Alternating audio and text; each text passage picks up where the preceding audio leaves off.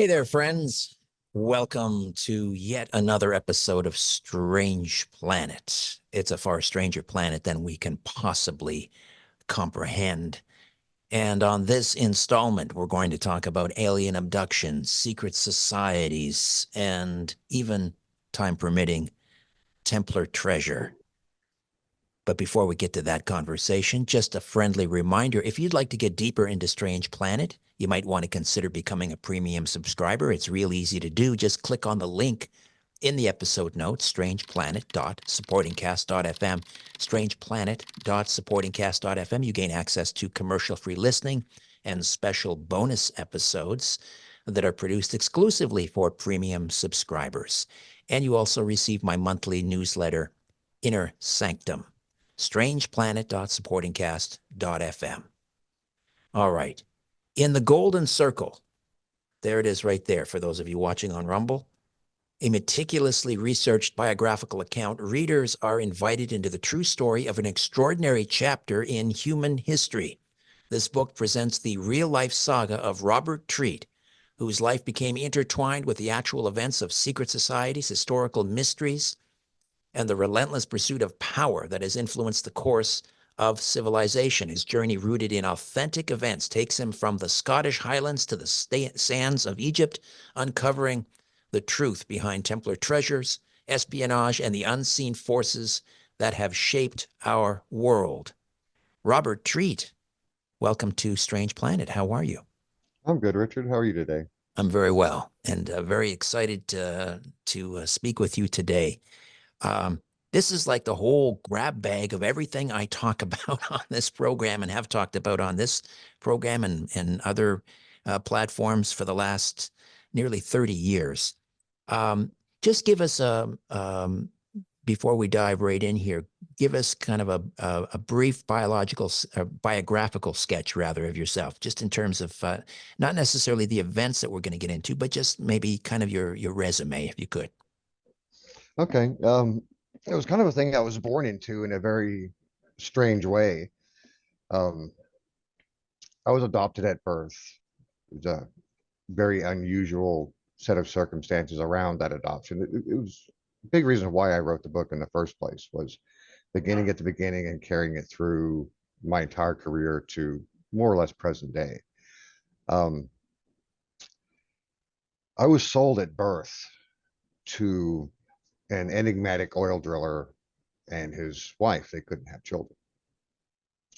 So through my life with that family, traveling around the world, very strange circumstances, strange people, and being in the 1970s, things were more open. It was less social media. Um, so these societies, these little cultures, they operated really without any cover. They didn't need to have that cover. So for me, it was a environment I grew up in, you know, starting at a very young age. And about 4.5 was when, well, possibly two, because my memories are very scattered from that period. But at 4.5 is the first vivid memory of my first abduction experience. And my adopted father was there watching it. It was like the whole thing was arranged. And it was like from that point on, my whole life just took a completely different course. It seemed serendipitous, seemed random, like these random things would come into my life. But the older I got, I started to see that they weren't random at all. They were starting to fit together into a pattern. All right. Already Uh, there's a lot to unpack here. So were you, as a baby, you were sold to this, did they live in Alaska, if I'm remembering correctly? they were working in Ah, Alaska. My mother, my biological mother, she was from Texas. But being 1969, she was married. You know, I was the product of an affair she had. okay. Um, and that was really where the story starts was with the man who is my biological father. Um, because my mother, she was a bartender who became head manager of this little private club in what was called the Bayou in Houston.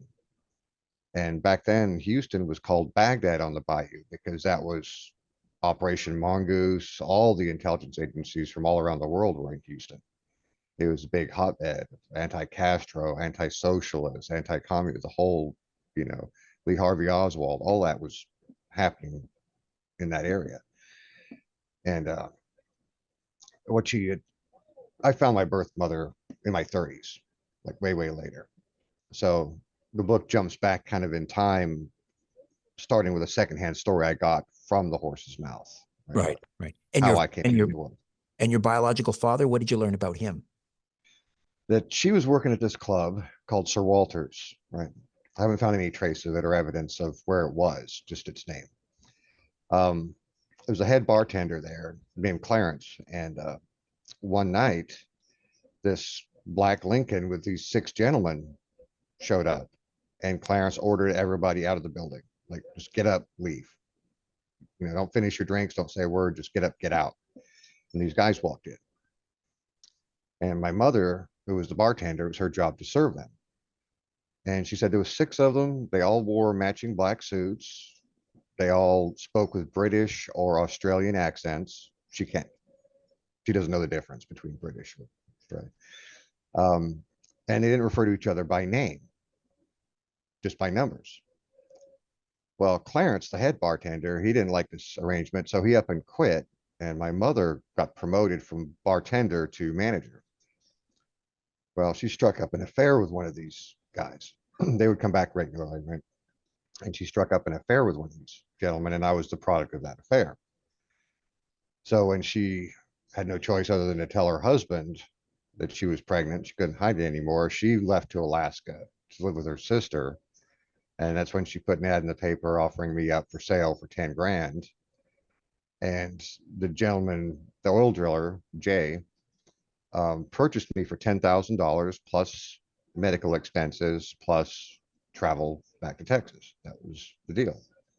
So he prepaid, you know, and when the day came for me, you know, to come into the world, that's when he was supposed to take possession. Interesting connection between all that that really made me wonder about that situation was that Jay worked for a company called Slumber Tools. And Schlumberger was one of the big CIA fronts operating in the Houston Bayou at that time when I was conceived. So we go from the Houston Bayou to Alaska that connects right back to Houston. Right. Jay is your adopted father. He's adopted my adopted father. All right. Was he And good to you? Did he treat you well? but no, he treated me like basically worse than the family pet, kind of like a dog that you bought and then change your mind, you don't want it, but can't get rid of it.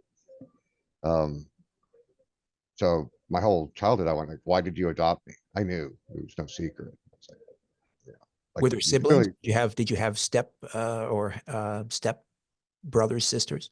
I eventually had 2 sisters about 7.5 years in, so about 7.5.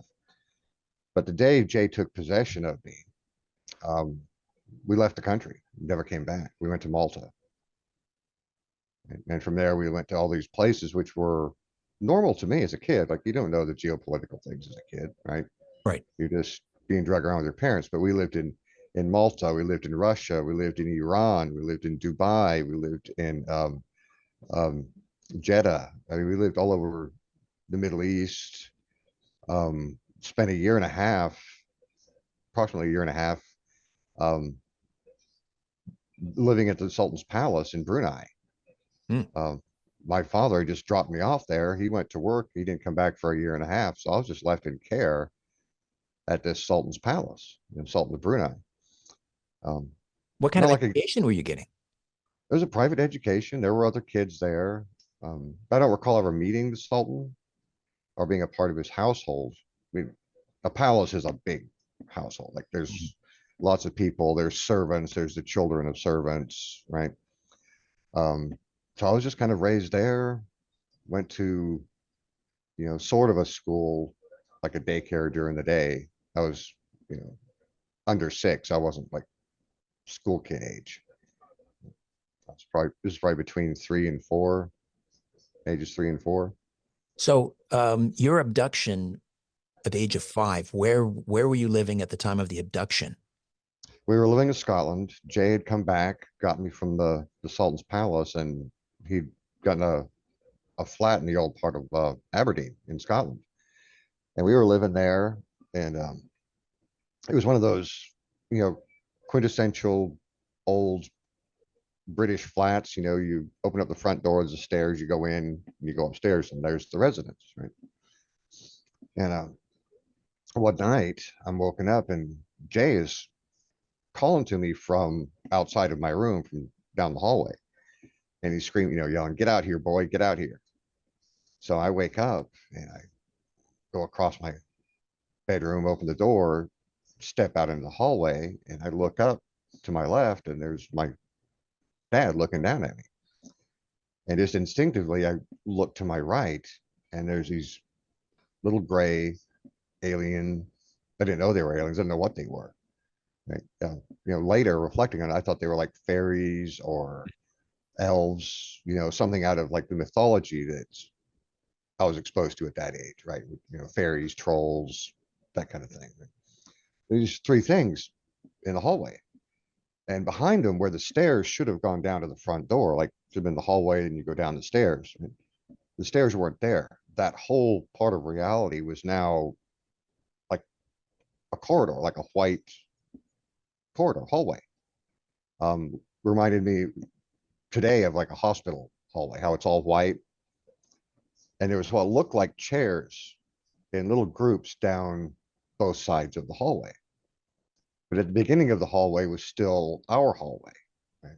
It's a very surreal scene to try and describe, especially if you're not a writer, you know, like, um, so I turned back to my dad. I was going to run, you know, to my dad for protection. And right as I leaned forward to run, I got caught by the shoulders and I slipped that, dove onto the floor. So now I'm face down on the floor trying to crawl away. And they catch me by my ankles and start dragging me backwards. And I just remember screaming and yelling. And I grabbed a hold of a little table where the telephone was in the hallway. You know, back then the phone was in the hall. And I grabbed a hold of that little table and they're dragging me, I'm dragging the table, and we're all screaming as we're going down this hallway. And they're not saying a word. And I remember looking up from the floor, face down on the floor. I looked up and I could see my dad. I could see Jay just watching this happen. And I didn't know any swear words, but if I would have, it would have been what the F, you know, like Right. that was the feeling I had. It was really, like, really, dude, like you're letting this happen. Yeah. No, the ultimate betrayal. What about your Yeah. adoptive mother? Was she in the room present? Oh, no, this was after they split up. Wow. Like, you know, we moved around the world, ended up in Norway. Jay and his first wife, Betty, they split up. He took me, dumped me in Brunei, came back and got me, and we went to Scotland. That's when that happened.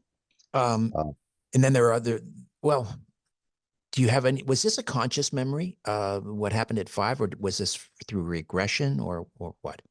no, it's a conscious memory, one I never lost. It was like the first real solid memory. You know, how the further you go back, the hazier the memories get. I remember roughly 2 years old. We were in Norway, so I had to have been 1.5 to 2 years old. I remember looking up and seeing a light in the sky. And then the next thing I remember is I'm looking at the kitchen door. I'm inside the house looking at the door going outside. Right. I was outside. Now I'm inside. As I see that light, now I'm inside and my first adopted mother's yelling at me. She's like, "Where have you been?" I'm like, I didn't have an answer. I'm just getting screamed at. Um, so apparently just that little memory was, I saw that light in the sky. I was gone for a while and she's freaking out. And that's all I remember about that. Uh, but that one at 4.5, one, it was right before I would meet my new mother coming up, right? Because Jay's about to get married in the story. So it's just a few months before that. We're in a new country and I'm actually being drug off. But the big thing that sealed it in my head was looking at him watching this happen, you know, and the next day thinking about it, like, what was that? Why me? You get this whole surreal, why me? Did it even happen? And then I know he was watching, but it was never acknowledged again, you know. The next day, looking at him, I'm like, and there's almost no recollection on his face that last night even happened, or you know what I'm Yeah. getting at? Like, Yeah. Where did they take you, these grays? Did they take you into an examination room? Was there an examination or some it sort? was it was an examination. You're what I thought was like a hospital, like a doctor's office. You know how the doctor's office has that weird chair with the butcher paper on it? Mm-hmm. It was kind of like that, but it's not, it didn't look like that. The room had that whole doctor's office feel, but it was very stark, very plain. Everything looked like it was extruded, like molded into one piece, right? Rather than separate components. Right. Um, and they had me kind of leaning back, right? And with my mouth open, and they went out through the roof of my mouth, and I could smell like a burning in my nose and pressure going up and a crunch, crunch, as it broke through the tissue levels. Mhm. Well, first, before they did that, I asked them, I said, "Are you going to hurt me?" Because I'm laying there and they're looking down at me. And I said, "Are you going to hurt me?" And voice in my head said, "Yes." And that was when I went completely calm. I remember thinking, at least they're honest. Like, I'm not getting lied to. I don't know why I thought that. I guess I just felt like, maybe even at that age, I felt like everybody was a liar. Like, Right. you know, there's no truth in my life, about any of what's been going on. Even as a kid, you may not know that that's what it is, but you know that something's just not, truthful about a situation. So with them, when I ask a direct question, "Are you going to hurt me?" And they're like, matter of factly, yes. Like, okay. And did it There's, hurt? oh, it hurt. It hurt like hell, especially it went into the top of my head with a second needle. So they're up and then they're in the top of my head. Um, and it hurt. I thought my eye was going to pop out. I still have a problem with my left eye with vision. It just felt like my eyes were going to pop right out of their sockets. What do you think Um, what do you think they were doing? An implant? Were they putting an implant in, or what do you think was that procedure all about? they were looking for, what I learned later was they were looking for DNA profiles. That's what they're really after. It was the only time they ever did that to me. They didn't do any other weird kind of tests. It was just, one in the mouth, one in the head. When they pull it out, the one on the left looked down over me. And while he was looking at me, the pain just went away. So I felt a gratitude and a kind of a connection with them right in that moment. Was not only did they not lie about what they were about to do, yes, yes, we're going to hurt you, but when they were done hurting me, they took the pain away. And so I also felt a gratitude for that. Like, at least you cared enough to, you know, not leave me hurting. Right. And Rob, we'll take a quick time out. We'll come back. There were other abductions and encounters in childhood and your teenage years as well. Rob Treat, the Golden Circle is his true life saga. Back with more of our conversation right after these. Hi there. If you want to watch the rest of these episodes, please head over to my Rumble channel, Richard Serrett's Strange Planet. You can watch complete episodes there. New, complete, unedited episodes drop every Monday, Wednesday, and Friday. Again, the Rumble channel is Richard Serrett's Strange Planet. In the meantime, I want to thank you for supporting this YouTube channel all of these years. However, the problem is I never know when I'm going to run afoul of the censors at YouTube. I never know when I'm going to end up in YouTube jail. There doesn't seem to be any rhyme or reason. And in fact, 2 more strikes and this YouTube channel will be taken down altogether. So help me fight big tech censorship, enjoy the complete unedited episodes, and join the rest of the Strange Planet community over on Rumble. Again, Richard Serrett's Strange Planet on rumble.com. See you over there.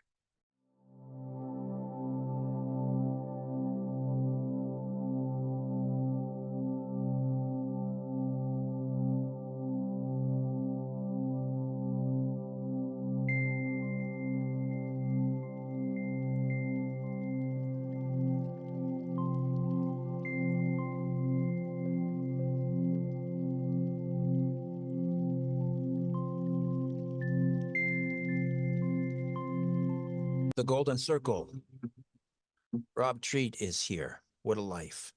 What a story. So much to unpack here, and we'll get to as much of it as we can, and probably have you back for parts two, and who knows, maybe even three.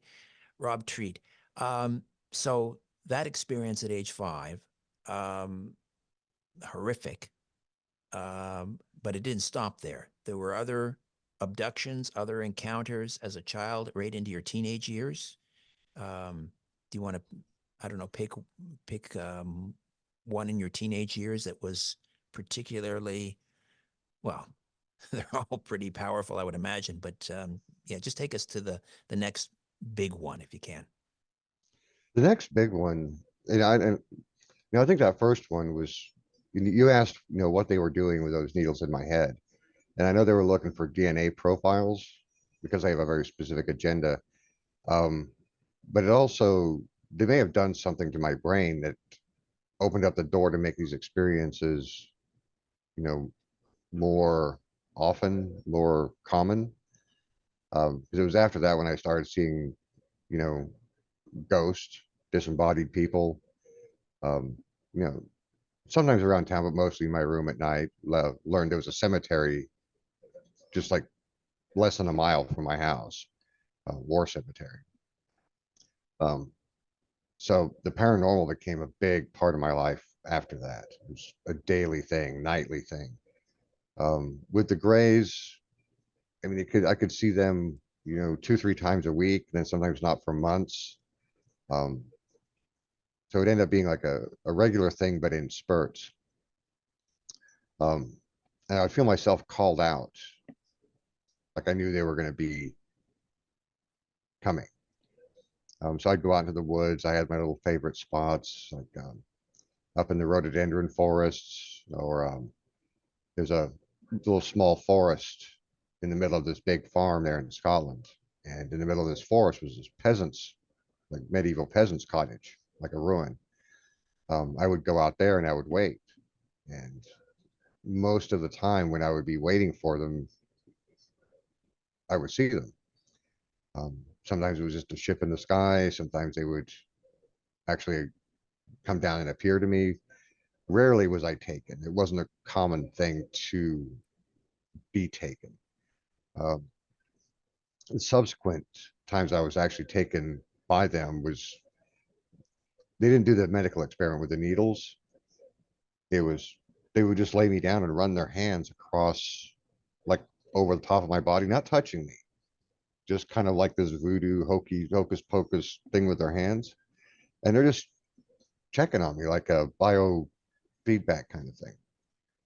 Um, the next really significant thing was they took me to this place. There was no examination on this time. Um, I was taken from the usual room on the ship down a passageway to a much larger room on the ship. And I'm assuming it was a ship. I don't even like to call them ships because I don't think they are ships, not as we understand it. Not Like, machines, but perhaps what, like living entities all on their own, or no, they don't really seem to travel in space like we travel in a spaceship or in a car, like a conveyance. It's not, I mean, maybe conveyance is a good word for it. They're not aliens. I mean, I learned this, from this encounter, is they're not aliens the way like another planet. Like there is, it's complicated. It's very hard to explain. interdimensionals as opposed to extraterrestrials? It's kind of interdimensional, but the way what I learned from these grays is that things aren't exactly what we think they are. They're close, but our sensory decoding equipment, this body and this brain, we just can't see past a certain construct, right? So when they took me into this larger room, the being I met was what I've heard other people describe as a mantid. Personally, I don't see the mantis connection other than the tall, I mean, they're very, very big, 8 feet, 10 feet. It's hard to gauge as a little kid. I can compare it to how I'm looking up at my father, who's about 5'10", and how I'm looking up at this thing. And there's you know, just remembering back at that size, looking up at this thing's about 10 feet, you know, good 10 feet tall, very powerful neck and upper body, very slim, slender limbs, frightening presence, beautiful to look at. I thought he was a beautiful creature, right? Basically like a taller version of what we think of as the common gray, Right. but just more powerfully built through, like really from the chest up to the base of the skull. Very powerful looking creature. And when he looks at you, you feel what he's thinking, you know, anger, pleasure, impatience, right? You feel what it's thinking. When it finally did choose to communicate with me, you know, basically the first thing was kind of a chastising of, you know, knock it off. Like I'm starting to poke and mess with things as I'm waiting, you know, to receive this thing's attention. Um, when its mind touched mine, it became like a two-way connection. I mean, not only was it accessing my brain, but I was accessing what was in his mind and basically downloading it into myself.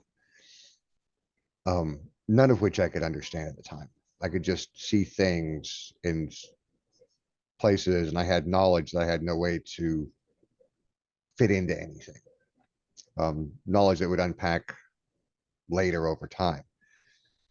Um, but it was in that encounter that they took me to another place. This is why I said I don't think they're spaceships, because what it looked like and what it felt like was we were traveling away from the earth and into the sun.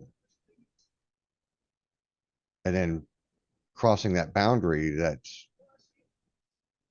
between the outside of the sun and what's inside it, the interior of what I thought was the sun was another type of space Mhm. that just opened up into another planet, another world, another city was what it was. I called it the Holy City for years. I still do. It's just, you know, a reference in my own mind. I call it the Holy City. And this thing took me to this place. There were 5 towers and the one in the middle. And the one in the middle was the one we were going to. But I noticed that it was damaged. The whole middle section of it was blown out on the side. So when we go into this tower, all right, there's nobody outside. There's nothing outside, no movement, no nothing. We go into this tower and the bottom of it, and you can see the first few floors up. Very beautiful. Wouldn't call it futuristic, more ancient, really, in a way. Had a lot of, you know, plants, gardens, but no activity. Nobody was there. And I could remember, I could see from the outside that the whole center section, like 1/3 of the building, is just completely destroyed in the middle. So I'm worrying about how, because I know we're going up, you know, in this elevator kind of thing. And I'm starting to worry how we're going to get through that damaged section, like what's going to happen when we reach that part. Um, long story short, we make it through that, you know, little frightening experience there. But when we get up to the top floors, um, it's just bustling with life, with all kinds of humans, right? They're not grays like these characters. They're humans like me, like us.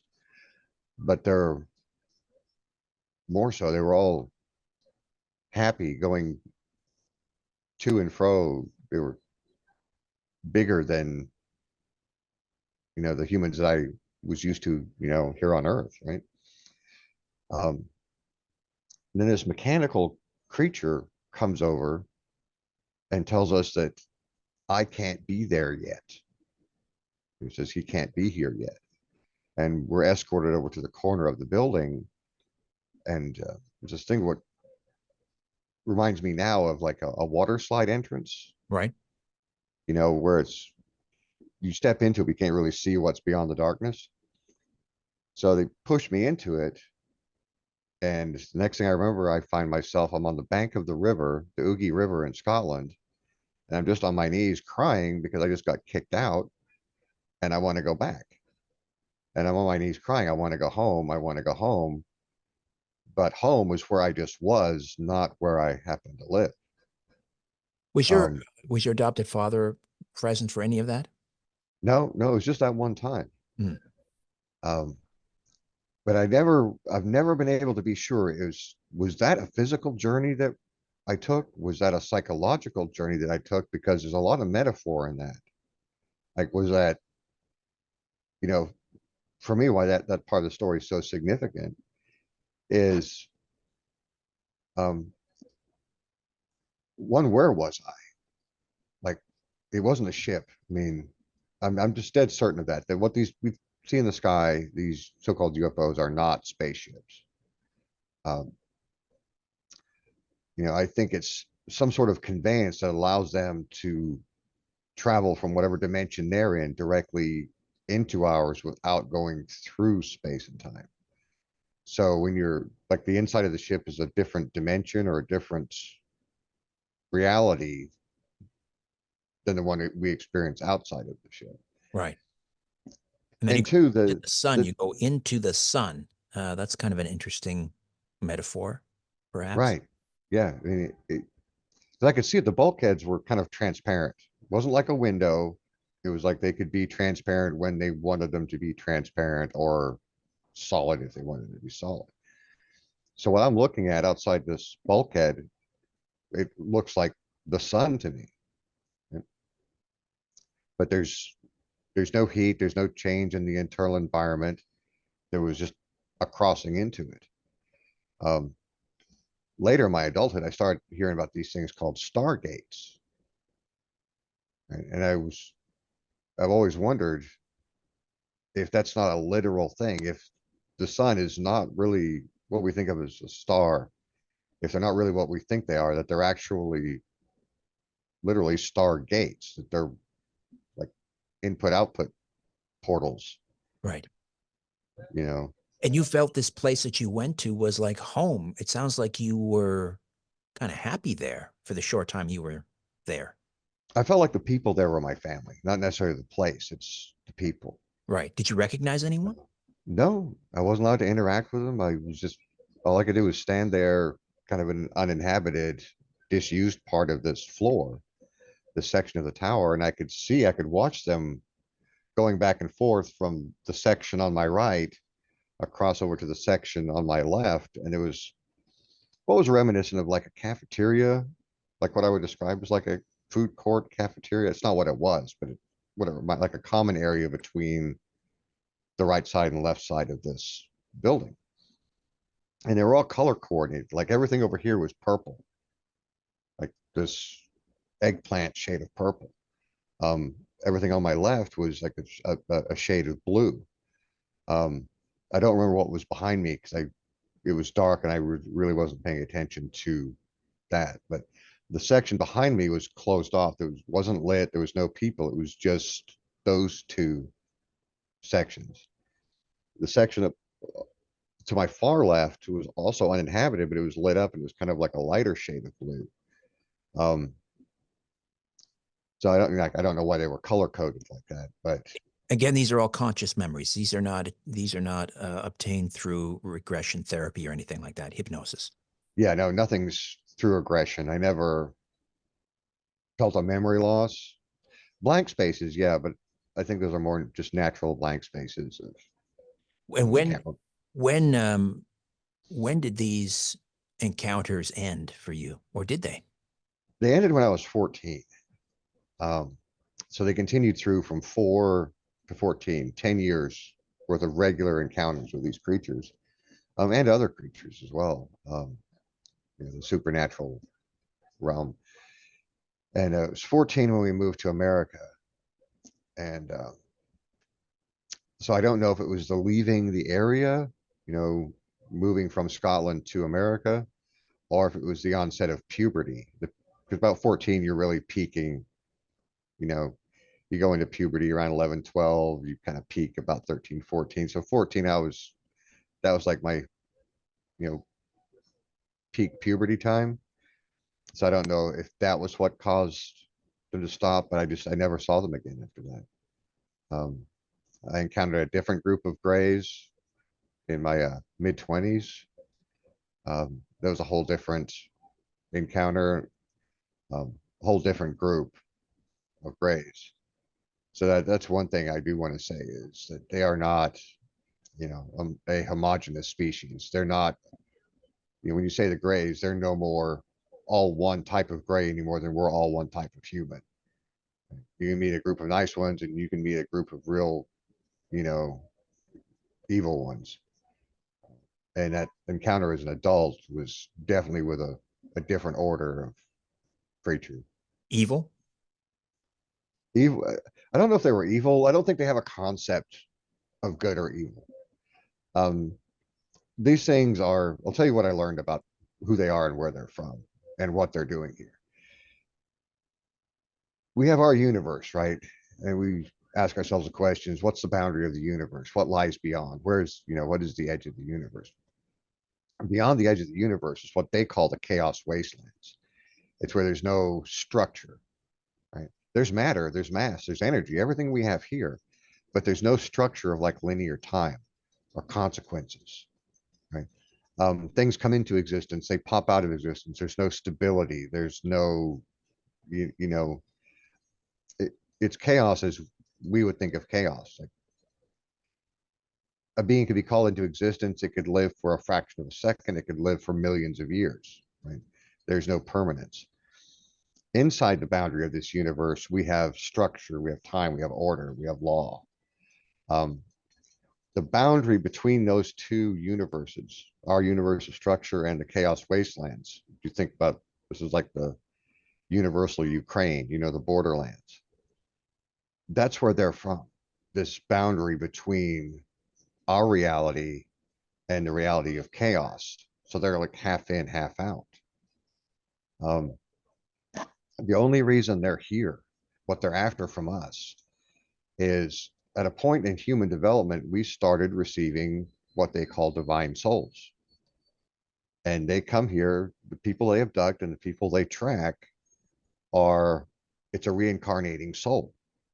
And that's what they're interested in. Because they don't have that. I don't know if they have that or not. I do know that we are a new thing. Like we're not part of original creation. When this universe came into existence, there were beings that were created along with the creation of the universe. The Greys were one of them. There are several other races that are part of original creation. But another race made us. We're an AI of sorts. We're just an organic AI. Another being, part of original creation, made us. And so we're not part of the original order. We're not part of the natural order as they see it. We're this monkey creature that was artificially evolved to the point where it can now receive a divine soul. And they're really curious about what we are, how the souls inhabit us, what we're going to do with them. They're like the Vulcans, like Spock on Star Trek. How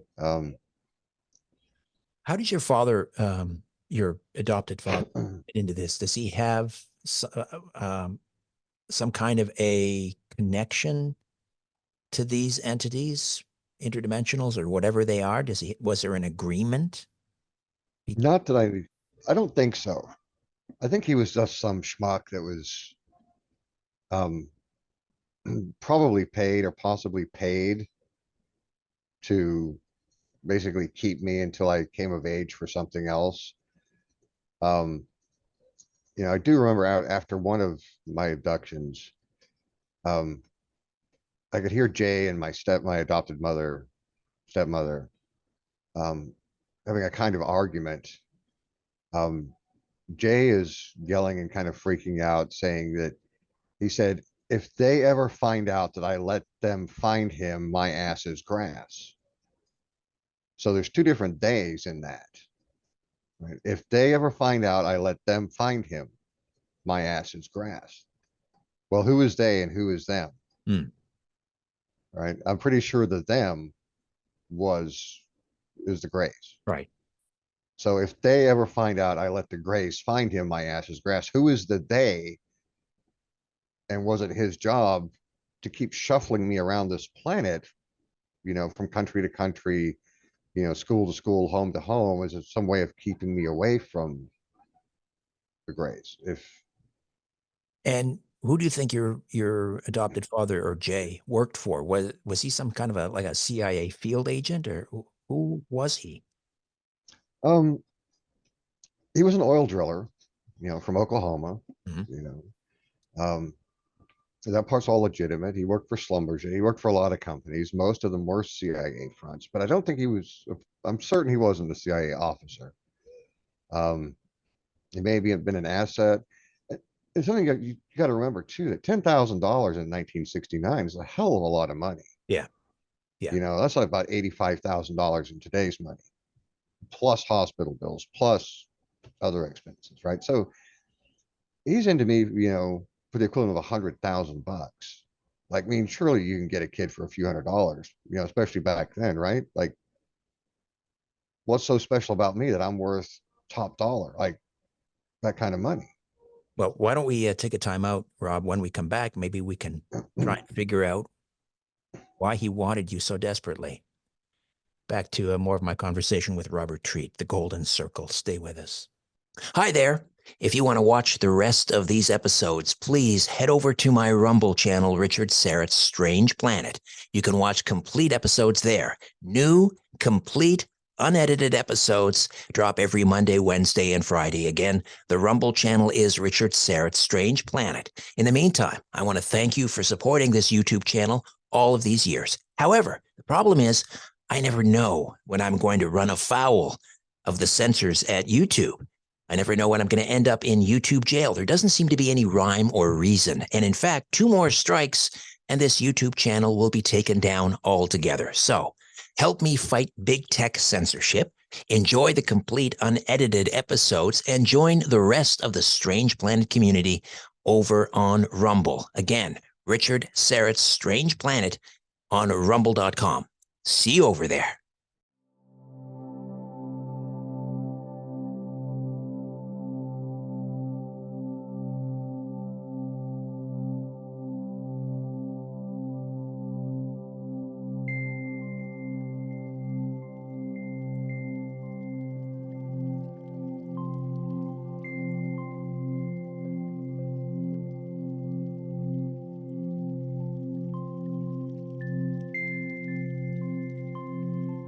There it is, the Golden Circle, Robert Treat's real life saga, quite a journey.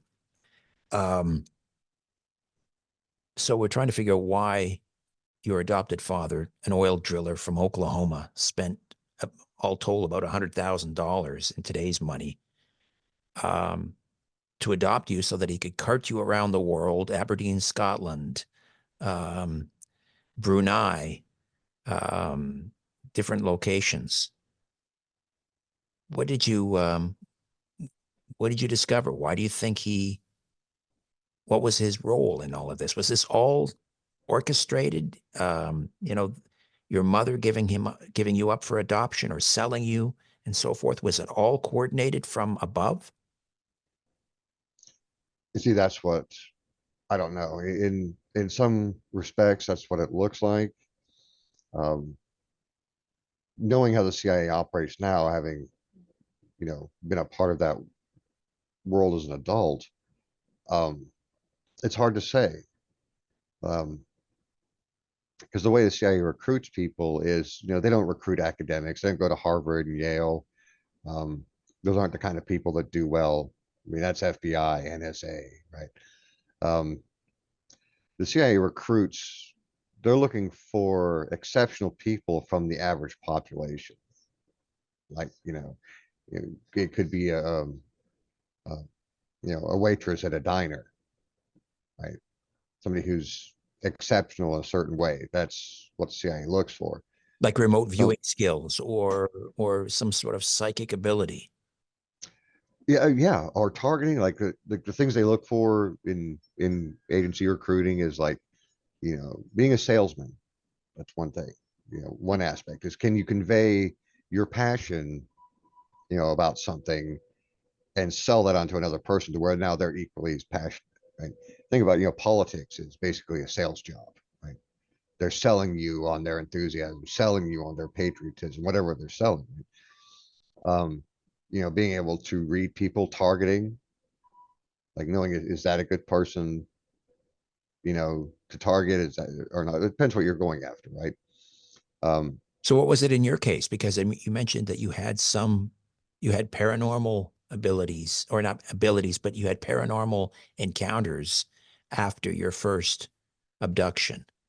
Was that part of why they were interested in you, or was that kind of an unintended consequence after they were poking around in your brain?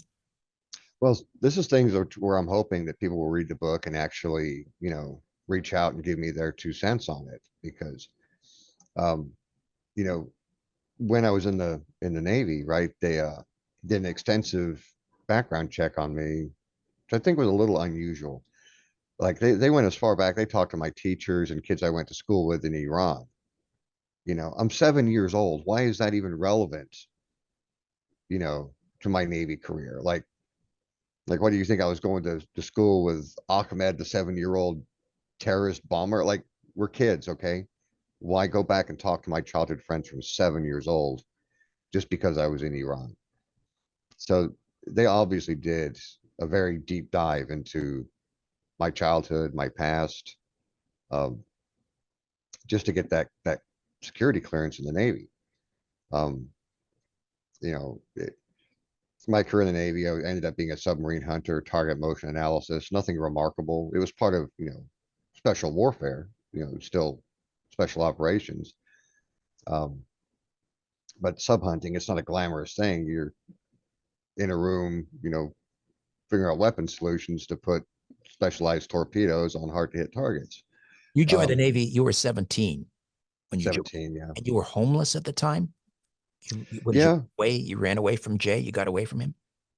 On my 17th birthday, Jay told me that for my 18th birthday, I was going to be made homeless. He's like, as soon as you're 18, I'm done with my responsibility.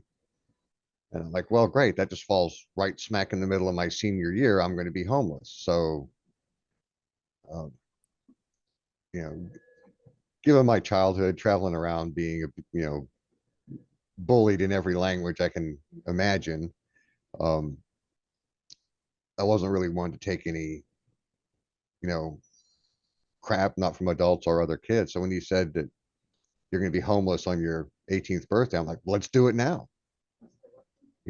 What are you waiting for? You're gonna ruin my life. Let's do it today, right? And so I leave for school. I come back. He's drunk, and I go in my room, and I suddenly can hear my stepmother, his wife, screaming in the other room. I walk out of my room just in time to see him throw her into the refrigerator and punch her. So I go in my room. I grab my shotgun. I came down the hallway loading it. He turned around. I put the barrel to his forehead. I said, "You touch her again, I'm going to kill you." And he's like, "Get out of my house." I'm like, "No problem." I said, "Don't make me come back here." Sounds like you He, had some feeling, you had some regard for your adopted mother. Well, this is his no, second wife or third wife. yeah, I had no regard for her Ah, whatsoever. okay, You know, it just, I didn't like to see that. Like right, bullies. right. I've been bullied, so I don't, And this is, are you in the stateside at this point, or where are you? yeah, yeah, Oh, we're in Oklahoma, oh. little town, Bartlesville, Oklahoma. Um, so, after that, he looks at me and he's drunk and he burps and he tells me to get out of his house. And I was like, no problem. So I'm packing. He's like, "If you hate it here, why don't you go live with your mother?" I'm like, what did you just say to me? Because all these years I thought my first adopted mother was dead, Betty, his first wife. Um, so I've lost my biological mother, gave me up for adoption. My, adopted mother, I lose her. They split up and he told me she was dead. So for all these years from age 2 to 17, for 15 years, I think she's dead. I'm like, what the hell are you talking about? And he's like, yeah, like she's dead. He's like, no, she's alive. She's living in Paul's Valley. I'm like, where's that? Turns out Paul's Valley was a little town about 2 hours away from where I was living there in Oklahoma. So I called, um, picked a 411, dialed information, got Betty's phone number, um, and I went down to stay with her for a few days. I hadn't seen her in 15 years. Right? Um, Found out she'd whatever had happened in subsequent years, she'd been driven, completely out of her mind. She's crazy now. Like, um,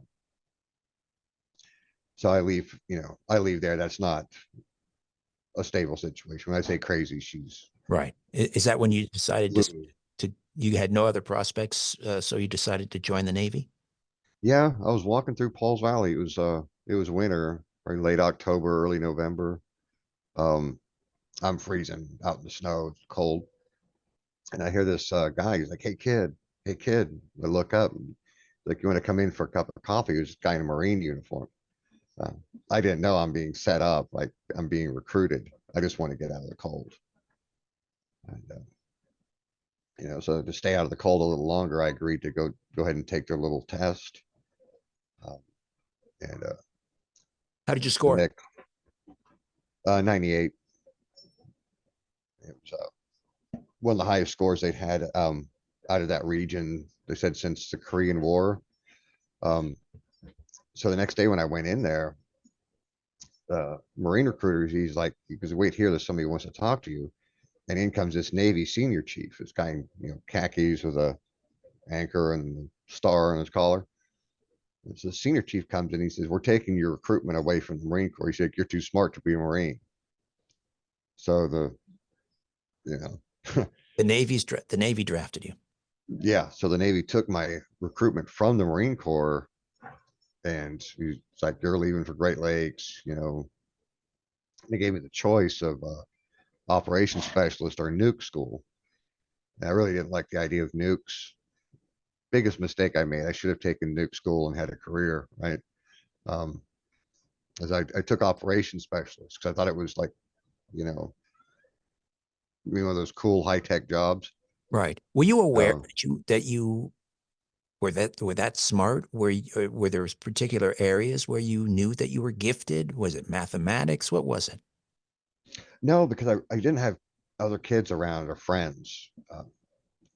Being an American kid in the 70s, in foreign countries, we're not well liked. Americans are not well liked. So when you're in a little white American kid living in Africa or Scotland or any of those places, you're going to get, bullied every minute. So I didn't have anything to compare it to. You my friends were like the Encyclopedia Britannica, Nature, right? Um, so no, I didn't know that I was any smarter than anybody else particularly. But where did you score well? What were your strengths? Science, math, comprehension, um, and then the expanded tests. I was testing high for analytics, lateral thinking. I was real good with lateral thinking puzzles. Um, and that's how I ended up being used was whenever they had even the admiral, there's no reason why an E3 should be talking to an admiral. Sorry, what's an Um, E3? E3 is below a petty officer. I mean, not even a petty officer yet. Okay. Just a general. You have seaman recruit, seaman apprentice, seaman, petty officer, third class, fourth. Um, so I'm just an E3 about as lowly as it gets. At that time. Um, but I've been hurt, so I was working in Pack Fleet, for Seventh Fleet in Hawaii. So I'm right basically down the hall from the admiral's office, and we ended up talking to the admiral on about lots of things from crypto to projects the Navy's working on to um, you know even the first lieutenant responsibilities, getting the lawns mowed in a proper order, right? Whatever it was, he just would come to me with these these problems. What do you think about this? What do you think about that? Um, and I enjoyed those conversations. Um, but I wasn't connecting anything up that it was leading to anything, or I was being watched. I just really wasn't aware of. You had Um, you didn't have a sense though that the admiral was grooming you for something?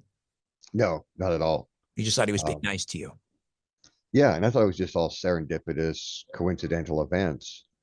Um, until one day I'm at McDonald's in Waikiki, and my usual routine, I grab my food, I go sit on the park bench right, near the zoo. I look at the ocean, eat my food.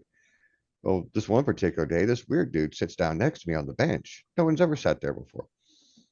He sits down, he looks at me, and he proceeds to describe the entire contents of my wallet.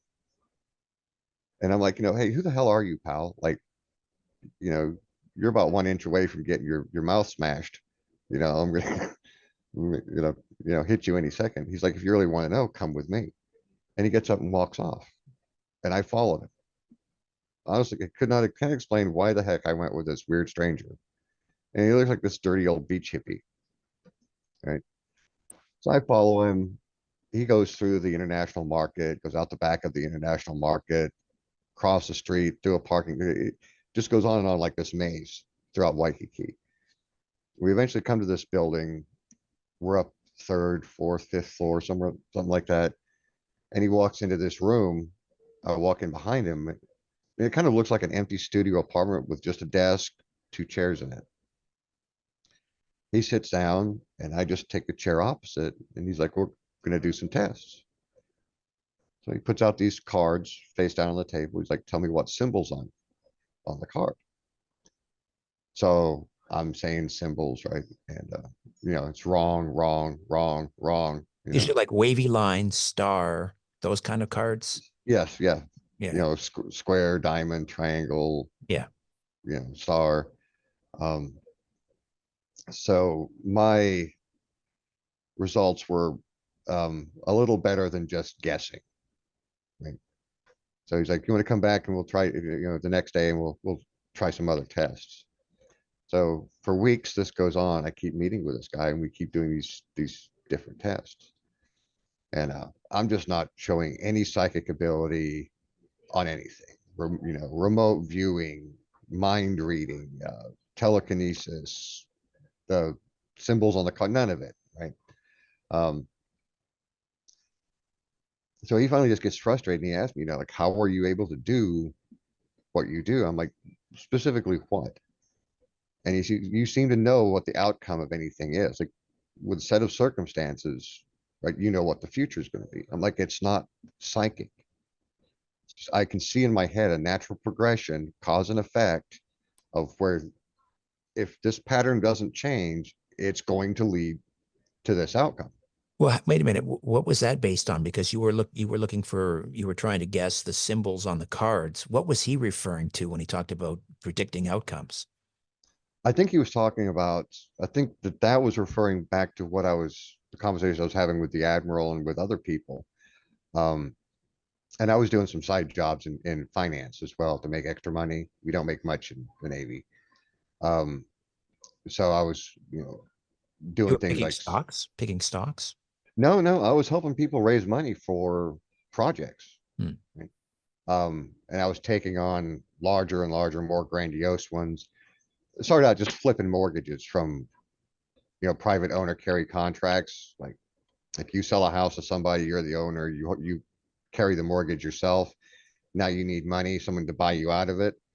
I would find someone to buy you out of your mortgage. I would find someone to invest in your hot dog cart. I would find someone to, put up money, and I would get a cut. That's how that was Mhm. my little side hustle, was um, helping other people find what they need. They give me a percentage for, finding that for them. Yeah.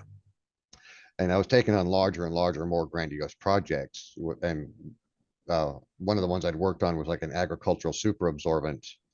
Um, with this guy, he was having a really hard time finding financing because he, really wanted the factory to be built in America, but nobody was going to build it.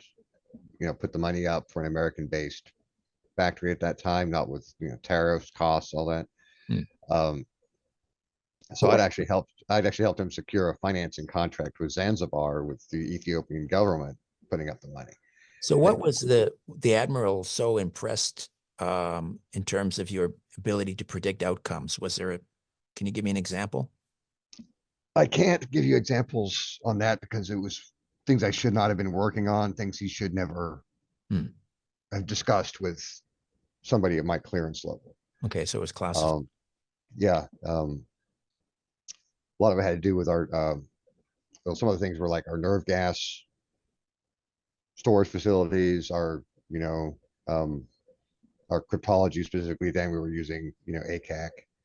Um, the things going on with Iran at the time, and when I was talking with the admiral, we I pretty much predicted out for him the entire way the Middle East wars were going to unfold from, Iraq, Afghanistan, Lebanon, um, all culminating in what I believe was going to be a big war in Iran. And here we are today. This is one of the reasons why I wrote the book, was to connect up the dots from where it began to where it ends, right? Not only where it ends with my life, but where it's going to end in the future.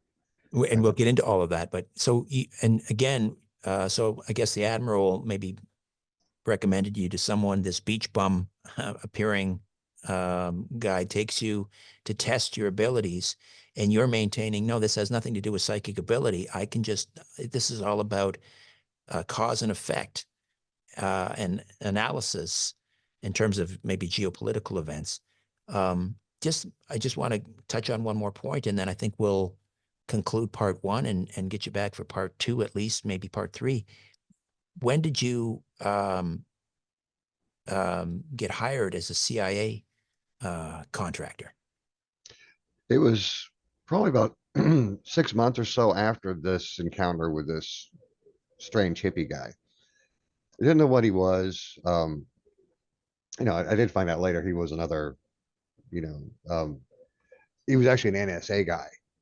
So I don't know what he was doing, doing psychic testing. That's not really the NSA's area. Um, but I met Glenn um, in doing these projects, especially that super absorbent one. I developed a taste for, high end Pilsner beer. So I started going to this Pilsner room, right? Um, and so one day I'm drinking my beer, and there's this little Asian guy sitting next to me. He looks just like Mr. Miyagi, from the Karate Kid. Little short, interesting character. And we would just talk about all kinds of. I had no idea what he was. Just some guy at the bar I liked having conversations with. Right? Turns out he was raised in a concentration camp in California during World War II. The Japanese internment. Yeah. Just interesting guy. And he'd be talking about things he was working on, scientific projects, stuff like. So we were kind of in the same field, so I thought, right? Financing projects. And he's like, well, so if I gave you this project, what would you do with it? Like, if you were in my shoes, how would you handle this project?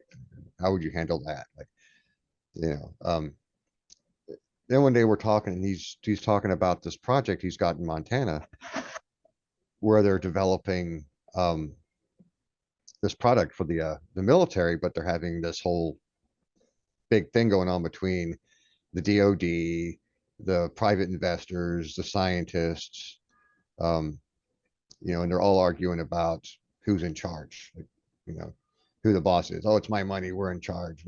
Oh, we're the scientists, our process, we're in charge. We're the military, and nothing was getting done. They were years behind schedule. Right. So I offered my insights kind of just on how I'd handle that. And that's when Glenn reveals that he's an officer for the Central Intelligence Agency. And how would I like to come to work for him? And I would love to come to work for you because my job is boring the ass off of me. Like, this is not remotely challenging. Chasing Russian subs is not, tasking for me at all. Right? Um, so he says, well, okay. He says, well, if you want to come work for me, you've got to get out of your Navy contract. So I went to, the ops boss. It was the guy who was in charge of me. And I'm like, I want out. Like, this unit's being decommissioned. I'm not going to frigates. I'm not going to sit there listening to whale farts for the rest of my career. Right. It's not how I'm done. Like, let me out. He's like, I'm not doing it. Like, I'm not even going to pass your chit up. I'm like, okay. So I'm like, I'm just going to go directly to the captain. I'm going to piss off the XO because he's the worst officer we have. He's the guy to make angry. If anybody's going to write me up, it's going to be the XO. So let's go over his head and make him mad. So he writes me up, and for going over his head. So I have to go to captain's mast. So I go to captain's mast. And now it's my opportunity, right? Because I'm in an official proceeding. And I tell my commanding officer, I'm like, I'd like you to assemble an administrative review board. I want out of my Navy contract. Right? Administrative review board is a panel of 3 officers that you pitch your case to them. And usually it's they drag you in front and you make a case of why you should be allowed to stay in the Navy. I've got it reversed where, I'm making a case of why you should let me out. I told him, I really want to explore this opportunity with the CIA, and this job isn't challenging for me. It's not. And I said, I promise you that if you don't let me out with my contract, I'm going to be the biggest pain in the ass the Navy's ever seen. How long did you have left on your contract? About 9 months. Okay. I mean, So, you could have just waited it out, I presume, and then not renewed your contract, but you decided you wanted to get out as soon as possible. Okay. Yeah, I wanted to get up and get out. Like this, opportunity Glenn was offering me to work for him with the agency it was one of those things I didn't feel comes around more than once. Like, Right. This is your shot. You take it or lose it. How old were you at the time? Oh, 24. Okay. So what is this? Early 90s? Yeah. Early 90s. Okay. Yeah. Yeah. All right. You know what, Robert? I think we're gonna pause it right here, Okay. and we're gonna come back with part 2 as we get into your role as a private contractor with the CIA.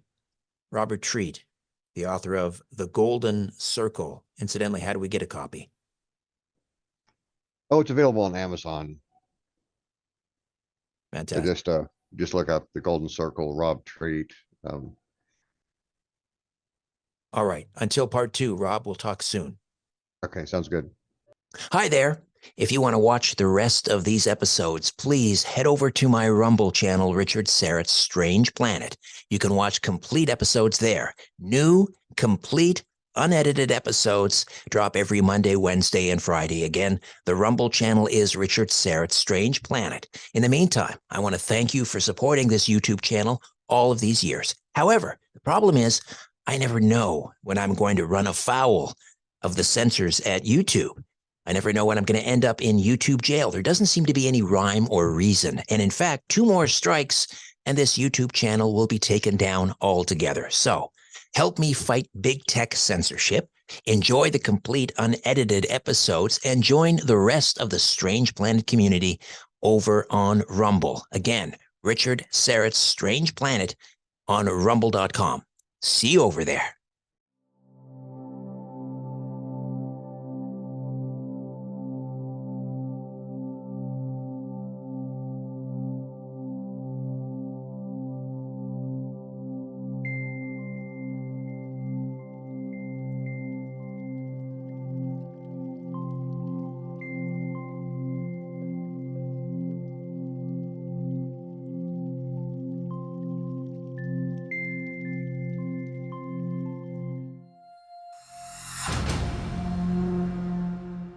Hey there, friends. Welcome to yet another installment of Strange Planet. And it is a far stranger planet than we can possibly comprehend. On this episode, are we alone?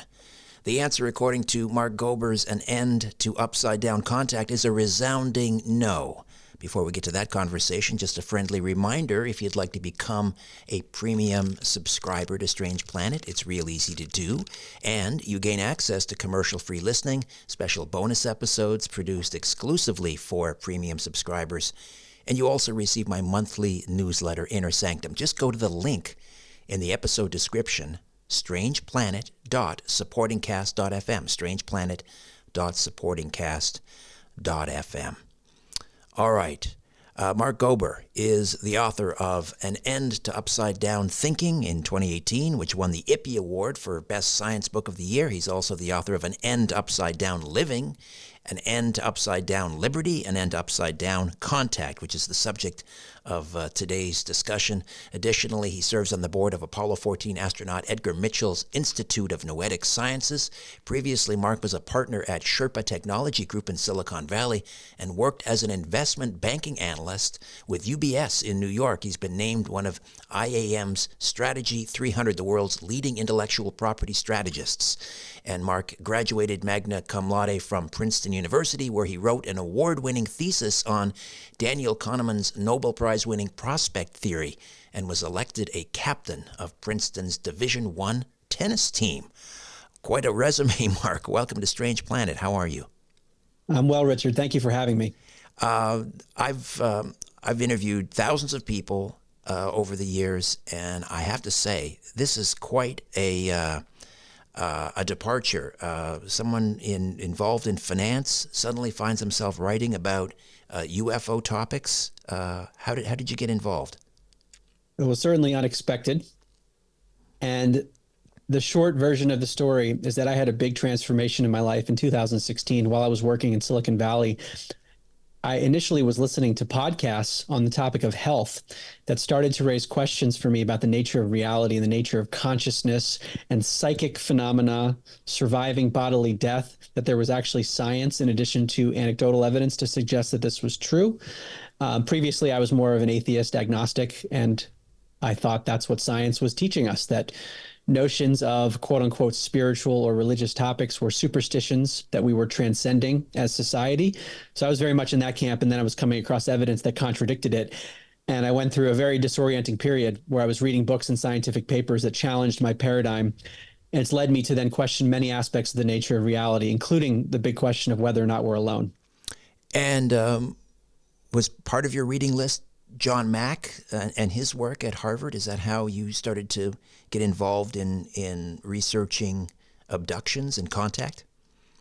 Absolutely. Well, the Contact book was the fourth in a series of 6. So I had come across John Mack's name. Initially, I was just focused on consciousness, then moved into politics and other things. But with regard to the contact phenomenon in particular, John Mack's work was very influential for me because I'm always thinking when I write, I try to bridge between the more quote unquote fringe topics, which to me I think are the most important ones, and the world that I came from. And when there's a head of psychiatry from Harvard and a Pulitzer Prize winner talking about alien abductions in a serious way, that's an easy bridge for me. So I paid close attention to his work because he was very meticulous. His book Abduction is like reading a medical examination or a extended scientific paper, and Passport to the Cosmos, his second book published in 1999, was a very good synthesis. So when I mentioned that to people to start the contact conversation, you can imagine me talking to someone from Silicon Valley or New York finance. That's a conversation starter to say, wait a second, head of psychiatry at Harvard was writing about this. I'll pay attention for at least 30 seconds. At least 30, I'll say. So it's a whole franchise, really, now. It's become, upside down blank. What do you mean specifically by upside down contact? I'm referring to what I call in the book fallacies with regard to the contact phenomenon. So when I'd say contact in the book, I'm referring to human allegations of contact with advanced intelligence. And what I realize is that there are many misconceptions, these fallacies, and there's 6 of them that I talk about in the book. The first is simply that contact is not real. I think there's a lot of evidence, and your audience is aware of this, suggesting that contact is a real phenomenon, but that's not obvious to everyone. Second is that the second fallacy, I should say, is that the contact phenomenon is exclusively a physical one. And we hear about this a lot in the news and congressional hearings, the nuts and bolts of a craft, which I think is an important thing to look at. But that ignores the multidimensional aspect of this, the aspect of consciousness, which ties into my entree into this whole field with an end to upside down thinking. So I think that's critical for the contact phenomenon. Then the next 2 fallacies are 2 ends of a spectrum that I disagree with. One is that the entities that humans seem to be interacting with are exclusively benevolent or exclusively evil. It seems to me that there's a spectrum of types of beings and even species, and some seem to want to help humanity and others have very malevolent intent.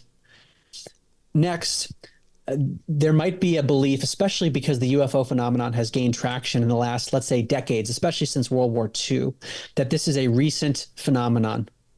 However, looking back at ancient lore and religious and spiritual traditions all over the world, what's described there correlates very strongly with reports in the modern era. So this is likely an ancient phenomenon, that it's not new that contact is existing. And the last fallacy to me is the most important one and the hardest one to conclusively prove. So some people might say, Mark, I agree with you on all of that, but why does it really matter? Look, we're living our lives. These beings aren't really interacting with us much beyond an occasional account here and there, and they're often anecdotal. What I think is that contact phenomenon is central to our civilization, that we're being influenced at very high levels all over the world and probably have been for a long time. The nature of that, I'm not quite sure of. It's very confusing, but this is an essential part and a fallacy that needs to be overcome, that this is a really important phenomenon for us to be aware of. Yeah, so important, as you write, that it could be essential to the eventual survival, destruction, or even the enslavement of our species. Do you want to unpack that a little bit? Well, if there are forces that are impacting the world, some that want to help humanity and others that want to hurt humanity, understanding that is going to be essential as we navigate things that happen in the world. And we can pay attention to worldly events from this more multidimensional lens of, we see negative things happening. Could this be part of a negative agenda to try to enslave humanity through human vessels? And this is where the notion of consciousness comes in, because the phenomenon itself might not always be visible. And your audience might be familiar with this, the phenomenon of channeling, whereby human beings allegedly tap into spiritual entities and those entities speak through the human. That is now being scientifically validated. There's a book called The Science of Channeling, written by Helene Wabe, who's the director of research at the Institute of Noetic Sciences, looking at this phenomenon historically, but also running studies, for example, where people are channeling and there's a random number generator sitting in the room, and that machine, which is supposed to generate zeros and ones in a random fashion, 50% ones, 50% zeros, it begins to behave non-randomly when a person is channeling, which is suggesting that there's an energy that is entering or being transmitted when a person's in this state. There are many pieces of evidence suggesting that the phenomenon of channeling is real, which then tangentially, but very importantly, leads to the notion that our brains or our body could be tapping into a consciousness that we don't always realize. It's not visible, but our thoughts, our creativity could be influenced by forces that we don't always see. That insight there is incredibly important when we think about world events, because when people are making decisions or have an idea to do something that we might think is very good or very evil, we have to consider the fact that there could be other forces and intelligences that we don't always see that are influencing those ideas. You also write about our modern consensus view of reality and the forces that shape our consensus view of reality, both innate limitations that we have because of we're inhibited by the perceptual organs of our body, but also the role of the media, the role of the consensus makers, those who I guess the elites at the top who shape our reality. Talk to me a little bit about that. This is a really important point that I've had to deconstruct myself, because I've had many assumptions about the world. And as I've gone deeper into this, I'm now asking myself, well, I thought this was true.